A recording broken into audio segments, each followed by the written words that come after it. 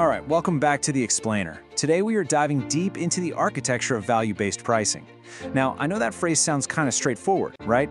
But actually, setting a price that perfectly captures your value proposition, well, it requires a very specific, almost sequential mindset.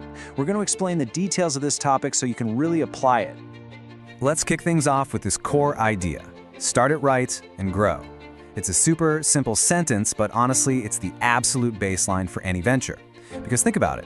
Growth isn't an accident, it's a byproduct. If your initial value proposition is completely flawed right out of the gate, well, there's literally no pricing trick in the book that's going to magically force your business to grow. So, that brings us right into part one, the value proposition foundation, and looking at what it really means to be starting right. And here's the thing about this rule. It is completely universal. Seriously, whether you're selling massive enterprise software, high-end consulting services, or just everyday physical consumer goods, starting the business right is essential.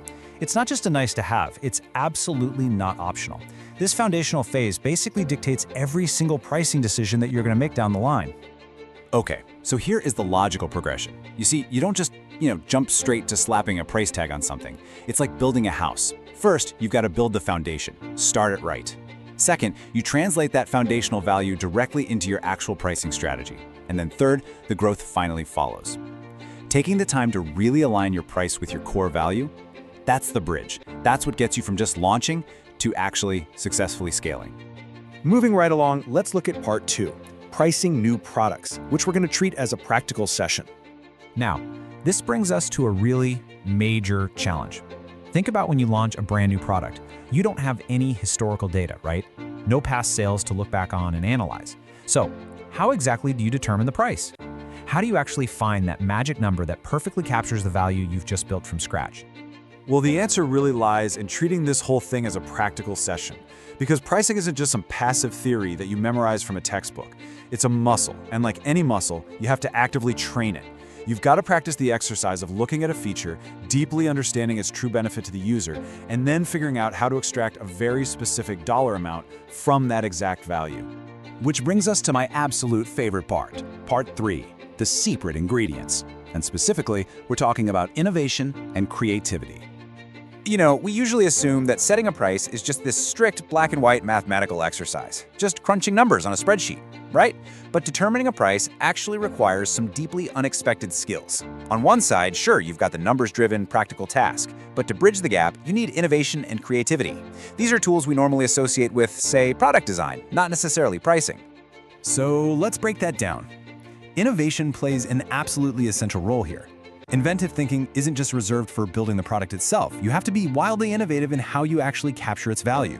This might mean, inventing an entirely new pricing model, maybe a really unique subscription tier or a usage-based billing system, something that perfectly aligns with exactly how your customer experiences that value.